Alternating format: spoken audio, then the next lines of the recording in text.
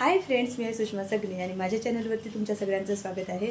तर आज हा मिनी ब्लॉग मी बनवत आहे आणि हा मिनी ब्लॉग याच्यासाठी बनवत आहे की मी खूप दिवसानंतर ब्लॉग शूट केला आणि तो तुमच्यासोबत शेअर केला पण चॅनलवरती आज सकाळी 11:30 वाजता।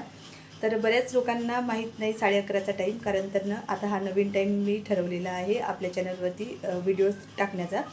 संध्याकाळी 7 वाजता मी आपल्या चॅनलवरती व्हिडिओज टाकायचे, ते हॉल व्हिडिओ असू दे नाहीतर मग ब्लॉग असू दे।